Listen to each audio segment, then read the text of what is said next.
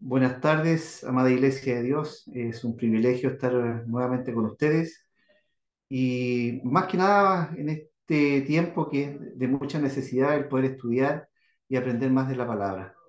En esta ocasión nos toca presentar nuestra clase magistral, eh, una clase muy especial que estará dirigida por nuestro pastor Pablo. Pero antes que nada vamos a presentar este grupo hermoso que está formando hoy en esta región, Setemín Temuco, dirigida por nuestra pastora Noemí Hermosilla. Eh, como secretario tenemos a nuestro pastor Julián Quilaqueo y tesorero está nuestro pastor Cristian Huenchuleo. También mencionar quien está a cargo de este grupo también, nuestro pastor obispo de la región, Marcelo Díaz. Así que desde ya queremos bendecir sus vidas y darle gracias por el tiempo y la dedicación que han puesto en Setemín Temuco. Hoy nos toca presentar evangelios sinópticos. Hoy nuestra clase va a estar dedicada a esto. Nuestro pastor Pablo Garrido va a ser el encargado de darnos una pincelada de lo que es evangelios sinópticos. Algo muy hermoso, yo ya, gracias a Dios, tuve el privilegio de tener una clase como esta, es algo muy necesario para nuestras vidas. También quiero mencionar que, como siempre, mantenemos nuestras sedes en Chanquín, dirigida por nuestra pastora Lucía Miralles. Está sede Costa, donde está nuestro pastor Galvarino Mariqueo. Y por supuesto, Cordillera, quien está hoy a cargo, nuestro hermano Elvis Castro. Y mantenemos nuestra plataforma online, donde estarán dando clases nuestros siervos del Señor. En este caso, tendremos esta vez en Cordillera a nuestro hermano Aarón Corbalán. Tendremos en Chanquín a nuestro pastor Israel Huerta. En la plataforma online estará nuestro pastor Marcelo Díaz. Y como les comentaba, en sede Costa estará nuestro pastor Pablo Garrido.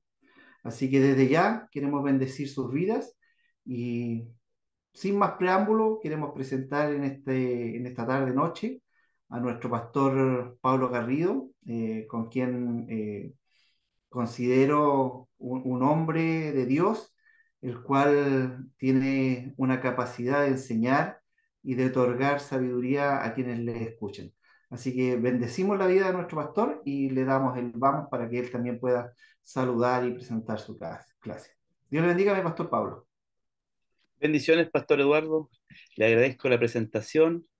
La verdad que exageró un poco, pero le agradezco que esté presentándome y también deseo de corazón que así como hoy día intentaré a los hermanos que nos están viendo en pantalla transmitir parte de lo que seguramente cada uno de los profesores que usted mencionó, e incluyéndome, daremos en las clases correspondientes.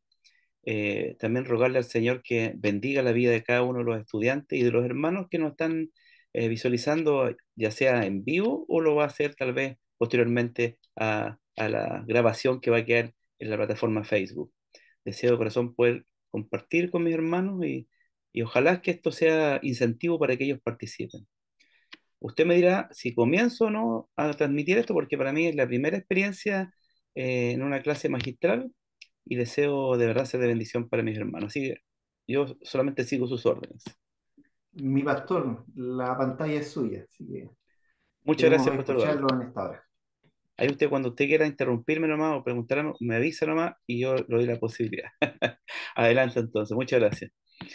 Estimados hermanos, como bien decía el pastor Eduardo, yo quisiera de alguna manera incentivar a cada uno de ustedes que está desde su casa o tal vez desde tu dispositivo móvil, eh, animarle a estudiar la palabra. Quiero decirle que quienes componemos el cuerpo de profesores y pastores y directivos del CETEMIN, nuestro interés no solo que usted tenga conocimiento teórico de la palabra, sino que especialmente que este conocimiento o esta información que le podamos compartir le ayude justamente a aplicar la palabra a su vida y a su servicio al Señor, a su ministerio. Hoy día quisiera transmitir, como bien decía el pastor Eduardo Jerez, información tal vez que no compartiré en la clase en vivo, pero que sí me parece importante que a lo mejor quienes oyen y que en ver esta clase puedan por lo menos considerarla. Ya en pantalla está, quisiera hacer una introducción a los evangelios para justamente hablar acerca de lo que aparece a posterior, los evangelios sinópticos. Para mí es muy importante que podamos considerar lo que esta información que le voy a dar y cualquier cosa, cualquier duda que tenga, por favor, ahí en los comentarios, pregunte a los encargados de sede o a los profesores que tal vez va a tener la sede, cuál va a estar más cerca y tal vez, ¿por qué no a mí también puede compartir cualquier información o duda que tenga? Procedo entonces a compartir lo que tengo preparado para ustedes esta tarde o noche, dependiendo la hora que usted esté viendo esta grabación aquí en Facebook. Lo primero que tengo que decir es que respecto a la palabra evangelio, ya que el tema, el título del ramo, de la asignatura, que la daremos el 14 de septiembre, tengo entendido, ahí lo confirmarán nuestros, es que es el segundo sábado del mes de septiembre, eh, esta palabra evangelio tiene mucha importancia. Yo he escuchado hermanos en la comunidad, en muchas iglesias decir, y se refieren al evangelio como algo que ellos viven, es decir, dicen, yo vivo el evangelio de esta forma, yo vivo el evangelio como si fueran alternativas de manera de vivir la vida. Pero ellos se refieren, no se refieren al evangelio, ellos equivocan la palabra y lo que deben decir, esta es la vida cristiana que llevo yo, porque la palabra evangelio tiene otra connotación. Viene el término griego buenas noticias. Y quiero decirles algo que aprendí hace un tiempo. Esta frase, buenas noticias, no es de origen cristiano. No es que Evangelio apareció de la nada solamente desde que empezó el cristianismo, de que apareció Jesús, o lo que precedieron como Juan el Bautista, ¿no? Es un término griego que significa buenas noticias y es de origen no cristiano, del mundo greco-romano. Y la utilizaban en aquel tiempo para referirse a un anuncio procedente de la más alta instancia, o sea, del emperador, eh, y cuyas felices consecuencias afectaban a todas las personas. Hoy día, la palabra evangelio para nosotros, obviamente, tiene una connotación espiritual, una connotación cristiana, que significa buenas noticias de salvación, y se refieren a Jesús. A los cristianos, o los cristianos acuñaron este término, buenas noticias, y le dieron por lo menos dos sentidos. Por un lado, al mensaje salvador que había traído Jesús. Es decir, ellos dijeron, el Evangelio es el mensaje que Jesús trajo, el mensaje de salvación. Por tanto, querido hermano, querida hermana, que a lo mejor muchas veces has dicho y te has referido a yo vivo el Evangelio a mi forma, a mi manera. No, el Evangelio no es la manera que tú o yo vivimos, sino que se refiere al mensaje salvador que trajo Jesús. Pero también, cuando hablamos de evangelio, y aquí se me saltó, ahí sí, como segunda acepción es a la persona misma de Jesús. O sea, se identificó así el mensaje con el mensajero. Y voy a proceder a leer Marcos 8:35, que tiene razón a lo que acabo de decir. Marcos 8:35. Y en mi Biblia Thompson dice lo siguiente. Perdónenme la vista. Tengo que alejar un poco la Biblia de mis ojos para leer. Dice, porque todo el que quiera salvar su vida, la perderá. Y todo el que pierda su vida por causa de mí, se refiere a Jesús, por causa de él, y del Evangelio, la salvará. Entonces, repito, es un término griego que se acuñó de un origen no cristiano, del mundo greco-romano, y se refería a un anuncio procedente de la más alta instancia del emperador, cuyas felices consecuencias afectaba a todos.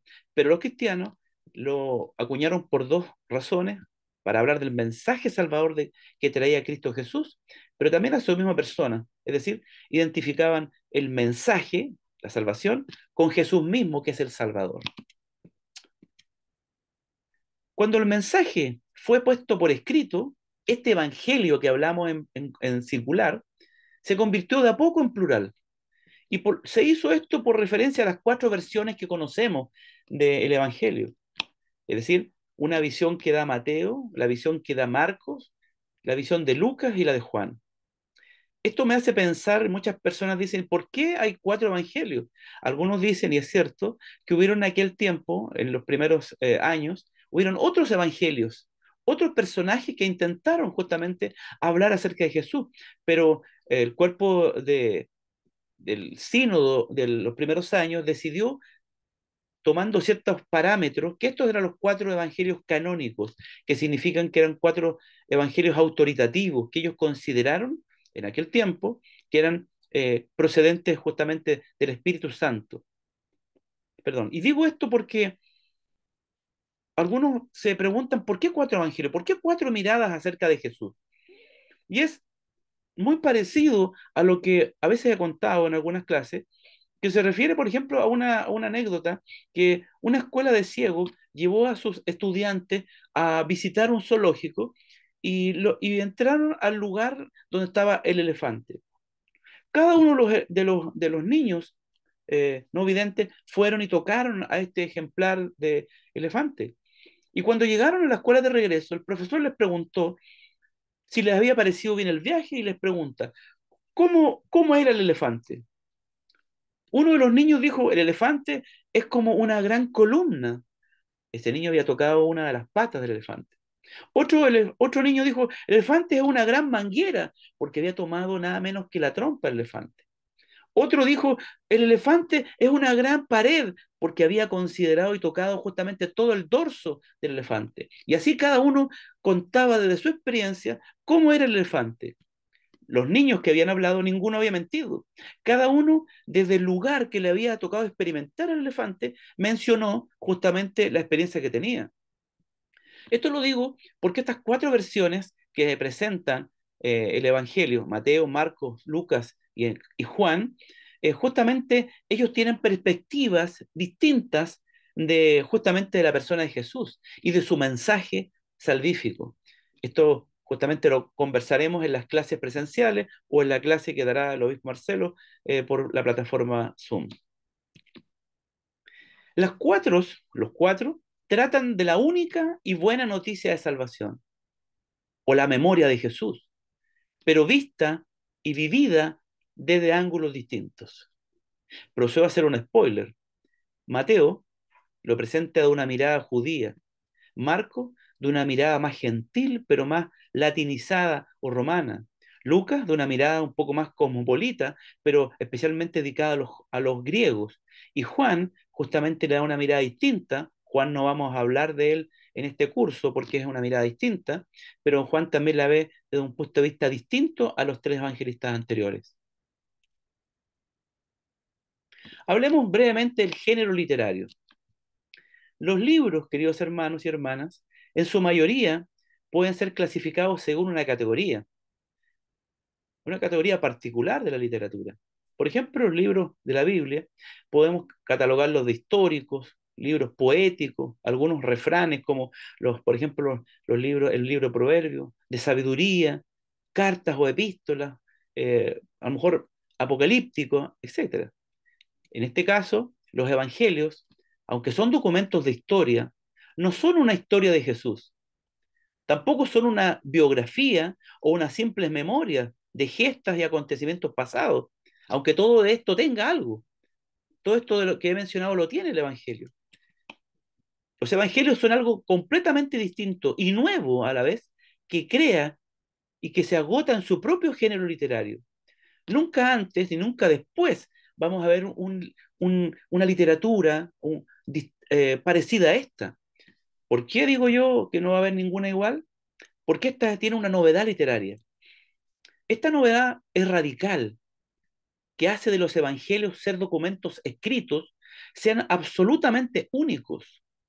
Consiste en que el héroe de los relatos, el héroe de los milagros, de los discursos, escucha bien y tú lo sabes bien, está vivo. Y su presencia y su palabra sigue resonando y actuando en medio de la comunidad cristiana y del mundo entero con este poder salvador. Queridos hermanos, el Evangelio, el mensaje de salvación, es un documento vivo, porque no solamente nos cuenta algo, una narración histórica, sino que nos cuenta la experiencia de alguien que sigue vivo y que sigue de alguna manera eh, dándonos a conocer de este Evangelio, esta salvación, este mensaje salvífico a todos nosotros. Dicho de otro modo, fueron, son y seguirán siendo hasta el final de los tiempos palabra viva de Dios.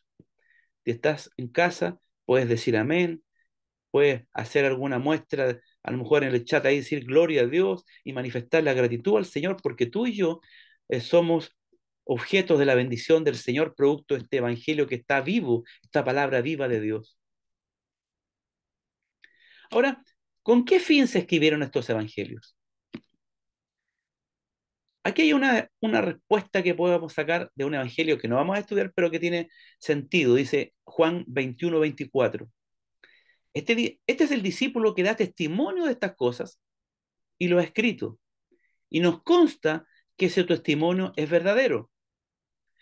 Estas quedan escritas para que crean que Jesús es el Mesías, el Hijo de Dios, y para que creyendo tengan vida por medio de él.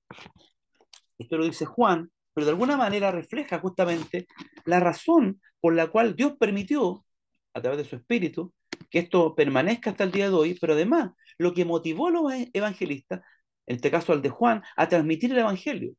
Déjeme leerle lo que dice Lucas en esta dedicación que hace a Teófilo en el primer capítulo de Lucas, cuando dice, puesto que ya muchos han tratado de poner en orden la historia de las cosas que entre nosotros han sido ciertísimas, tal como nos lo enseñaron los que desde el principio lo vieron con sus ojos y fueron ministros de la palabra, me ha parecido también a mí, después de haber investigado con mucha diligencia todas las cosas desde su origen, escribírtelas por orden, oh excelentísimo Teófilo.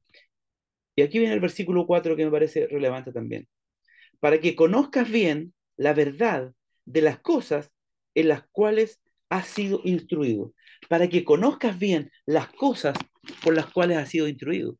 Es decir, tienen un propósito pedagógico, histórico, pero también eh, apologético para defensa de la fe. Se escribieron para ser leídos y proclamados en la liturgia, en el culto, en la asamblea de los creyentes, para ser leídos, proclamados, para ser anunciados también a todos los hombres y mujeres de toda raza y de toda nación, para que todos sepan esta historia que nosotros conocimos por la gracia de Dios en algún momento, para que esto les ayude a acercarse a la fe, queridos hermanos. ¿Cómo se formaron estos evangelios? Los 4 evangelios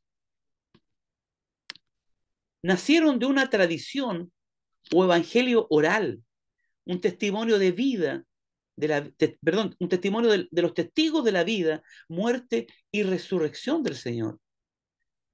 Es decir, esto comenzó con alguien que lo empezó a transmitir oralmente y se fue transmitiendo de uno a otro y fueron contando los dichos, las historias, los ejemplos, los testimonios, lo que Jesús había dicho. ¿Se acuerdan de Lucas 21, si no me equivoco, cuando van eh, unos discípulos camino a Maús que van hablando de lo que ocurrió en Jerusalén y van transmitiendo, no, esto fue lo dicho por los profetas, ¿qué ocurrió? Y aparece Jesús en el camino y les empieza a reafirmar que lo que ellos habían vivido estaba escrito en la escritura antigua, en los profetas, y empezó a transmitirles el Evangelio oralmente. Eso después pasó a escribirse, porque había una cultura oral, se transmitía de generación en generación lo que había ocurrido en el pasado, en la historia del pueblo hebreo. Ellos contaban lo que ocurría con su padre Abraham, con Isaac, con Jacob, con Moisés, entre otros. Había una cultura entre ellos.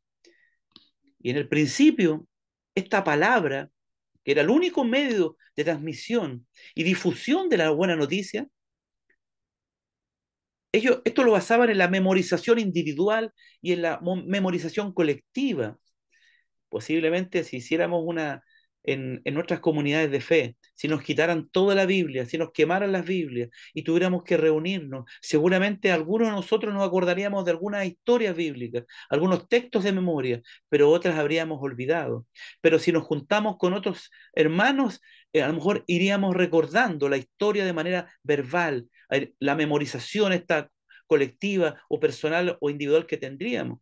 Así lo hicieron los primeros seguidores, tanto en la evangelización y en la enseñanza, como en las oraciones, los himnos de sus cultos y en las celebraciones de adoración. ellos iban transmitiendo y recordando. Acuérdense que en la carta de Pablo a los Corintios hay un versículo que te invito a buscar en los capítulos finales, entre el 12 y el 14, donde Pablo menciona que en los cultos, los primeros cultos, ellos decían que uno traía un salmo, otro traía una revelación, otro traía una oración, es decir, había una participación colectiva, pero también integradora. Cada uno integraba al culto algo distinto y muchos de ellos recordaban dichos de Jesús, historias de Jesús, ejemplos de lo que ellos habían vivido, lo que habían escuchado de los primeros padres, lo que se le denominó la doctrina de los apóstoles. Algo muy interesante que pudiéramos reflexionar. Las primeras tradiciones escritas. Algunos creen que algunas de las primeras tradiciones fueron escritas en hebreo y en arameo, que eran las lenguas originales y locales de muchos de ellos. Y hablaban de los principales hechos y dichos de Jesús para ayudar en la catequesis. Catequesis es la enseñanza de los primeros discípulos, la predicación y otros usos litúrgicos que utilizaban las comunidades que crecían rápidamente. Como estaba creciendo y esto no podía transmitirse tanto, empezaron a escribirla en sus lenguas originales, que se creen, dicen algunos biblistas. Probablemente lo primero que se escribió fue la pasión, muerte y resurrección de Jesús. Después, resúmenes y colecciones de milagros, parábolas y discursos de Jesús. Ahí dice claramente, probablemente, porque no tenemos la certeza todavía. Pero respecto a los evangelios, hubo una rápida difusión en medio de la comunidad cristiana, pero también fuera del ámbito religioso, fuera del ámbito cultural y lingüístico judío, necesitaba una renovada presentación del mensaje de Jesús, pero adaptada a las nuevas situaciones de las comunidades locales. Es decir, no podían hablarle con la misma terminología, tenían que colocar un contexto sobre lo que estaba pasando y tuvieron que escribirlo justamente colocando un contexto y especialmente con el mensaje y el énfasis que cada uno de los escritores le quiso dar. Cada uno tenía un énfasis distinto. Eso es muy parecido a lo que ocurre en las comunidades de fe hoy día, las iglesias. Hay iglesias que tienen un fuerte ámbito educacional, un ministerio fuerte en la educación, por ejemplo, de los niños, otro que tiene un ministerio de adoración y los cultos dominicales son verdaderos espectáculos artísticos. En otros ámbitos son la evangelización, en otros son tal vez las misiones, en otro tal vez son la comunión entre hermanos y así. Cada comunidad tiene un énfasis distinto. En el caso de los evangelistas, ellos también le quieren dar un énfasis distinto, especialmente considerando los destinatarios originales. Entonces, cuando tengamos la posibilidad de estar en las clases a partir del sábado 14, ahí en las sedes que ustedes ya escucharon del pastor Eduardo Jerez, usted va a poder escuchar justamente cuál es el énfasis que le dio Mateo, el énfasis que le dio Marco y el énfasis y destinatario también que le dio Lucas. Todos se dice que se escribieron en griego, pero hay que tener en cuenta que el griego no era la lengua materna de 3 de los 4 evangelistas. Acordémonos, por ejemplo, que Mateo era judío, fue un seguidor de Jesús, estuvo de primera mano ahí al lado de Jesús, escuchando muchas de las historias que él escribió o de las experiencias que vivió de sanidad. En el caso de Marcos, Marcos tenía también una relación, era judío también y tenía una relación con Pedro, quien se cree que fue el que le transmitió el mensaje mucho más detallista de lo que él escribió. En el caso de Juan, que no vamos a estudiar, recuérdenlo, Juan también fue un discípulo y también tuvo una mirada distinta. Y el único que era griego de origen era Lucas. Pero a pesar de lo anterior, se manifiesta el dominio del griego y esto fue importante en el esfuerzo de inculturación, es decir, que ellos intentaron integrar a quienes iban a leerlo, aunque no conocieran la historia, aunque no conocieran el lenguaje griego, se esforzaron por transmitirlo de una manera que ellos pudieran comprender, en definitiva, el mensaje del Señor.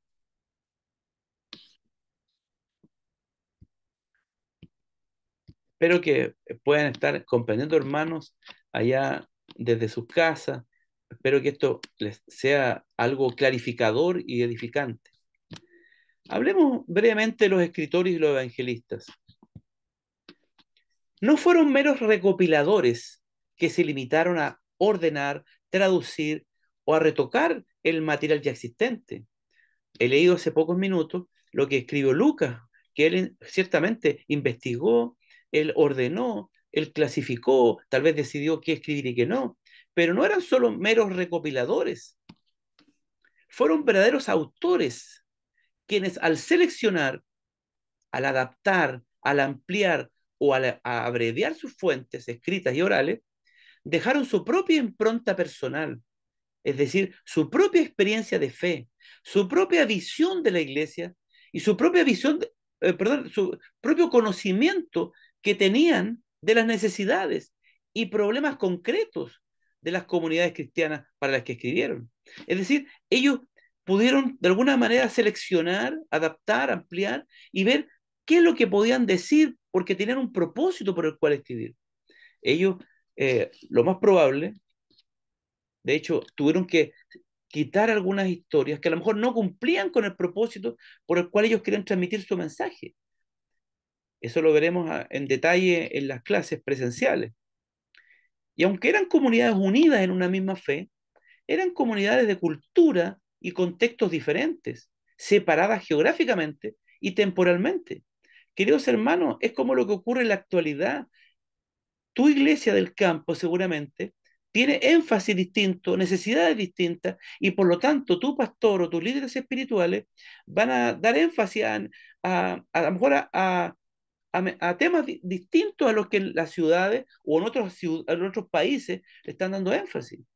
Si tú pudieras preguntarle a lo mejor al hermano que está ahí también en, escuchando y viendo esta transmisión, a lo mejor tú vas a preguntarle cuál fue el sermón del domingo y lo vas a comparar con el que escuchaste tú o que compartiste tú o el de otra iglesia en otra ciudad o en otro país, ya que tenemos la posibilidad de también interactuar con hermanos de otros países. Vamos a ver que en cada iglesia tal vez se están dando énfasis distintos, mientras algunos están hablando del Antiguo Testamento, tal vez hablando de Josué y de la recepción o la repartición de tierras. Otros a lo mejor están hablando de las cartas de Pablo y otros tal vez están estudiando profundamente los salmos por las necesidades que tienen. De la misma forma, estas comunidades tenían una misma fe, pero eran comunidades que estaban con diferentes visiones, con contextos distintos, lugares distintos, inclusive épocas distintas, porque no sabemos a ciencia cierta, aunque hay antecedentes, que estos evangelios no fueron escritos en un mismo año todos juntos. Fueron uno primero, otro después, y así fueron realidades distintas que ellos estuvieron viviendo. Y a lo que nos compete, los evangelios sinópticos. El término sinóptico, en griego, significa visión en conjunto o de conjunto. Ha sido aplicado desde hace un par de siglos a los escritos de Marcos, Mateo y Lucas, por el gran parecido que tienen entre sí y que los distingue claramente del Evangelio de Juan. Visto de conjunto, porque salta a la vista las correspondientes mutuas en el trazado básico que tienen ellos. Es decir, ellos de alguna manera comparten las mismas historias y son semejantes, desde el ministerio de Jesús en Galilea, en Perea y también luego en la última semana. Pero en el caso de Juan, Juan se enfoca mayoritariamente en el camino a Jerusalén y el ministerio de la última semana de Jesús en Jerusalén. Por tanto, por eso existe una diferencia entre la visión en conjunto que tienen los primeros tres evangelistas. Y quiero eh, colocar ejemplos aquí. Por ejemplo, aquí los relatos de la infancia de Jesús. Hablamos de la genealogía, por ejemplo, que solo en dos de los tres evangelios sinópticos, como aparece en pantalla, Mateo al principio, al medio va Marco y Lucas, por lo menos a la derecha de mi pantalla, aparecen historias que son semejantes, o sea, la misma historia, o semejantes que van justamente agrupándose en una misma mirada. Más adelante aparece la anunciación a José, la anunciación a Zacarías y a María, es decir, la anunciación del nacimiento de Jesús. Luego el nacimiento y las circuncisiones aparecen también ahí, Pero fíjense más adelante otros ejemplos, un par de páginas más que les voy a mostrar. Los relatos varios, la visita a María, de María a Isabel, la visita de los magos, la huida a Egipto, ahí se va comparando. Pero fíjense más adelante en el punto número 2, cuando habla de los sumarios de la actividad de Jesús. Hay un sumario de la predicación de Jesús, que hay un paralelo entre Mateo 4:12, Marcos 1:14 y Lucas 4:14. Si tú comparas esto, son la misma historia con la perspectiva que cada uno de los autores está dando. Y así hacia abajo, fíjense, cada una de las enseñanzas que aparecen, o las predicaciones, las experiencias de exorcismo y curación de Jesús, las actividades de Jesucristo, las enseñanzas que daba, son paralelas, es decir, son miradas en conjunto de una misma experiencia o de un mismo predicación, de un mismo discurso que Jesús dio. Y le muestro, para muestra un botón la última, relatos de milagros también. Por ejemplo, en la primera que aparece ahí, la expulsión de un demonio en Cafarnaún. Ahí aparecen, por ejemplo, en Marcos 1:23 y en Lucas 4:33. Pero el endemoniado de Gerasa, ahí aparece Mateo 8, Marcos 5 y Lucas 8. O sea, tú vas comparando, querido hermano, y vas viendo que cuenta la misma historia, aunque algunos con más detalle, otros de manera mucho más rápida y superficial. Algunos enfatizan un detalle de Jesús, otros enfatizan tal vez un detalle del endemoniado, y así uno va comparando y complementando la historia de estos tres evangelistas. De eso y más vamos a hablar en las clases para que tú te puedas inscribir y participar más activamente. Pero existe lo que algunos denominan el problema sinóptico. Esto es algo que se profundizará mucho más, pero aquí voy a dar algo un poco, eh, a lo mejor una gran pincelada del tema.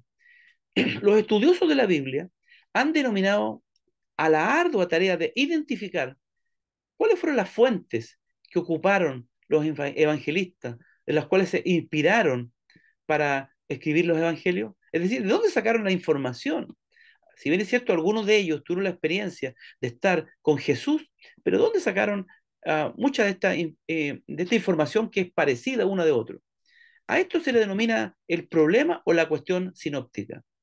En esto hay muchas y muy variadas estudios y opiniones, pero aquí solo voy a darle ciertos conceptos que la mayoría, no todos, pero la mayoría de los estudiosos estarían de acuerdo. Primero, se, la mayoría de los estudiosos consideran que el Evangelio de Marcos fue el primero que se escribió. En eso puede haber alguien que no cree lo mismo, pero en general se cree eso. Segundo, que el Evangelio de Marcos sirvió de base, es decir, como fuente para los Evangelios de Mateo y Lucas. Es decir, como se escribió primero, entonces Mateo y Lucas pudieron sacar información de este primer Evangelio para escribir los suyos propios. Tercero, que Mateo y Lucas, que fueron posteriores a Marcos, además de utilizar material que Marcos también había compartido en su evangelio, también utilizó un, una fuente que se le denomina en los estudios teológicos como la fuente Q, Q del alemán Quelle, que quiere decir fuente. Es decir, ellos dicen, hay información que Lucas y Mateo tienen, que Marcos no tiene, y le pregunta, ¿cuál es la fuente? ¿Cuál es la Q? ¿Cuál es la fuente Q? ¿Dónde provienen? Y le denominan a esta fuente que no tienen certeza cuál es, le denominan la fuente Q. Seguramente Marcos, aparte de su propia fuente de información, se inspiró en esa misma fuente Q, pero por su brevedad, porque Marcos es mucho más corto, por esta brevedad de su escrito, no usó extensivamente esta fuente, pero Mateo y Lucas completaron esa labor, tal vez sacando información de esta fuente o de otras muchas fuentes probablemente, para poder escribir sus evangelios. Mateo y Lucas, además de las ya mencionadas, tuvieron acceso a otras tradiciones que aparecen solo en cada uno de ellos. Por ejemplo, Mateo tiene información que solo él transmite, o Lucas solo información que él transmite y que no transmite ni los otros dos evangelios. Entonces, algunos le llaman a esto fuentes justamente M o L, respectivamente, porque solamente ellos las consideraron. Nadie sabe, o por lo menos yo no tengo certeza de dónde son esas fuentes. Este entramado de conexiones e influencias mutuas dan fe de la fidelidad a la palabra transmitida, es decir, la palabra que se transmitió oralmente, que precedió a la composición definitiva de los evangelios. Es decir, esas fuentes provenían seguramente de los dichos, a lo mejor discursos que muchas personas transmitieron y comunidades fueron transmitiendo y recordando en sus cultos, en sus tiempos de adoración comunitaria. Ahí hay una especie de imagen donde si tú puedes ver a la izquierda, dice, aunque está un poco más celeste en mi pantalla, seguramente puedes cambiar la fuente de tu pantalla, pero a la izquierda aparece, dice solo Mateo. A la derecha dice solo Lucas. Arriba dice solo Marcos.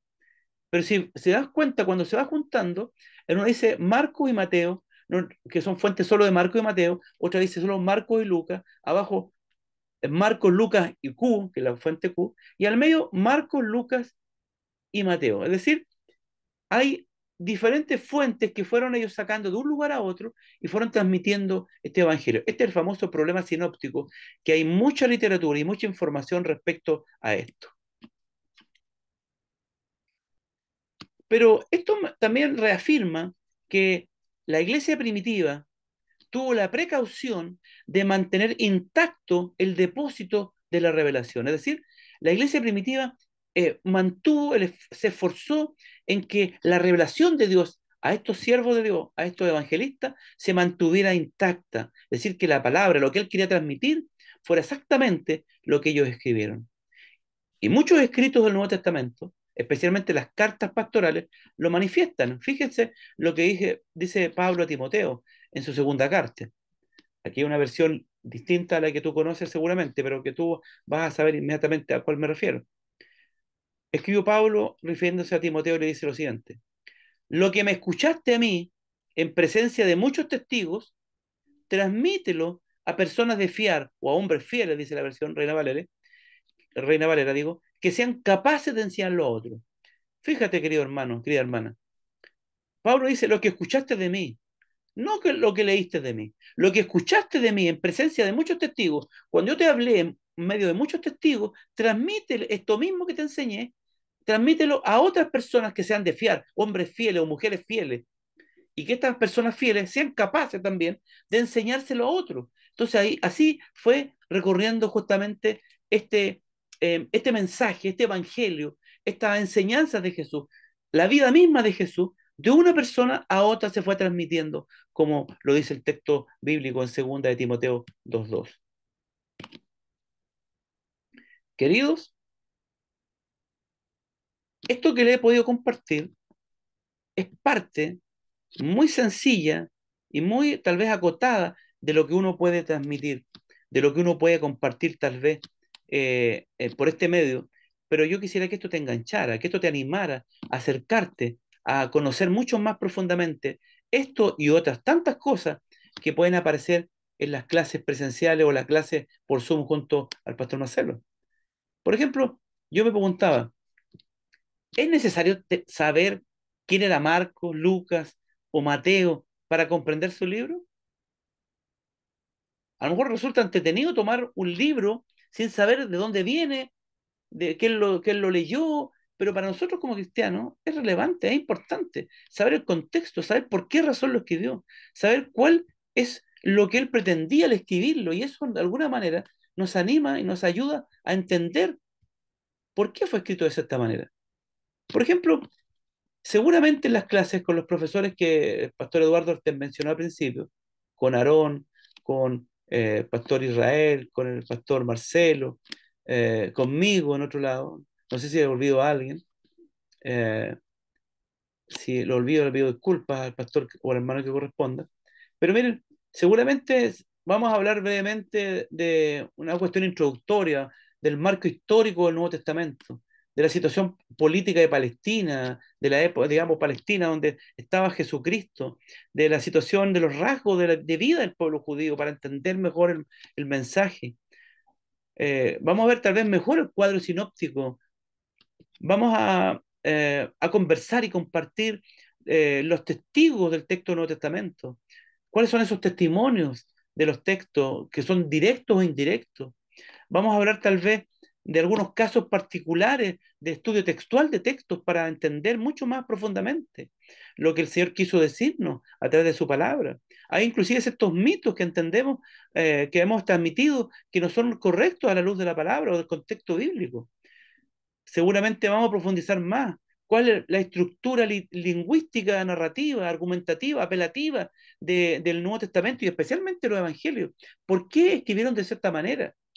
Y respecto a los Evangelios sinópticos, vamos a profundizar material narrativo, por ejemplo, los relatos de la infancia, a lo mejor a ver algunos relatos de los milagros, de los discursos del Señor, ejemplos tal vez de dichos del Señor que son autoritativos, que son palabras de Dios y cómo eso, de alguna forma, lo vio Mateo, cómo lo vio Marco, cómo lo vio Lucas, y cómo esto también nos debe ayudar a nosotros a entender mejor lo que Dios quiere decirnos el día de hoy.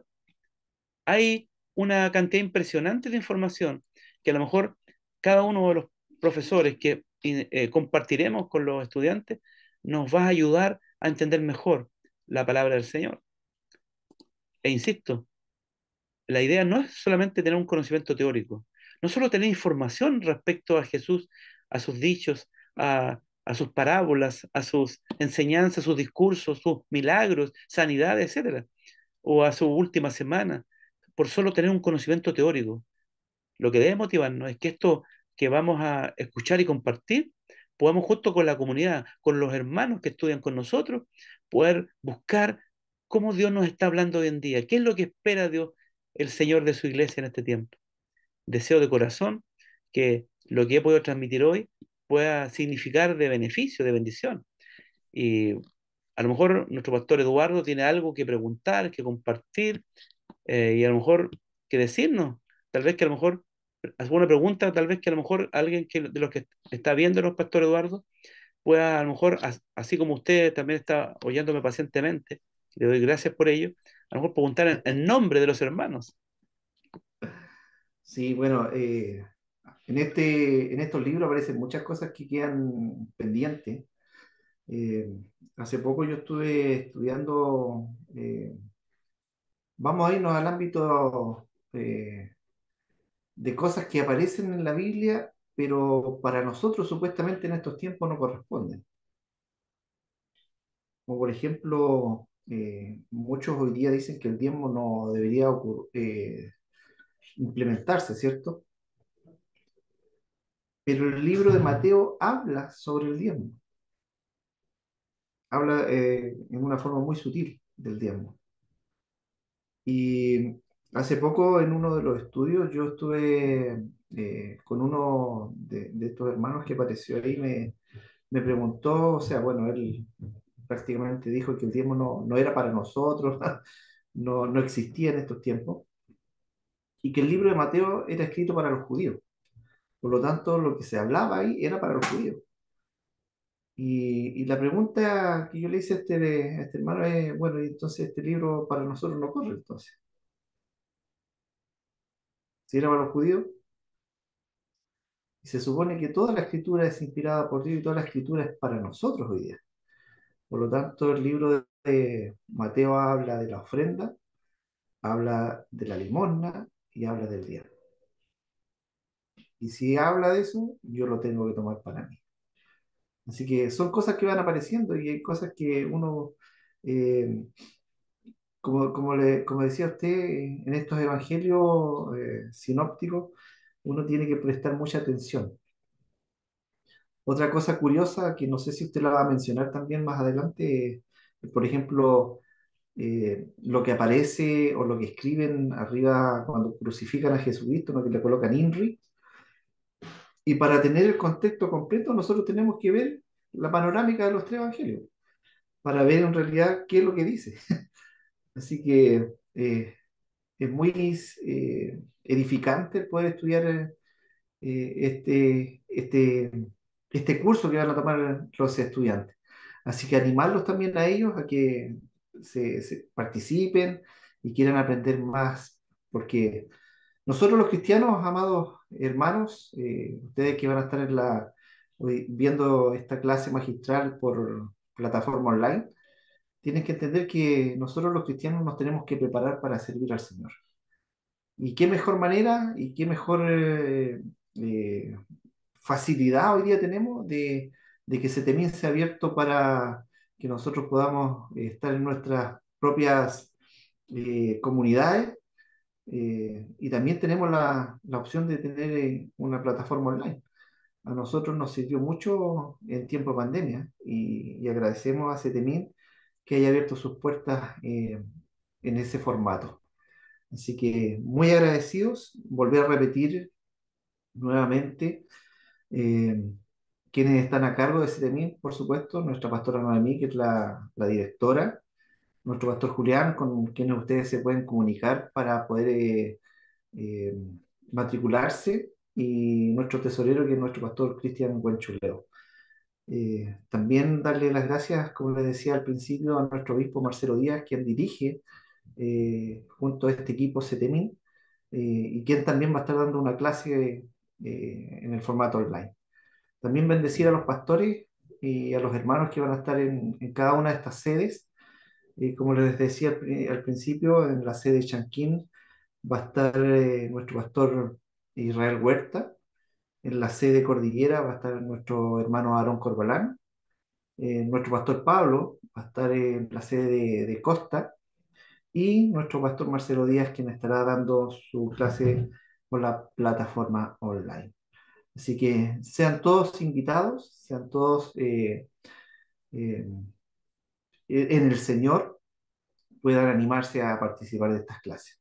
Así que eso, mi pastor Pablo, yo con esto creo que terminamos.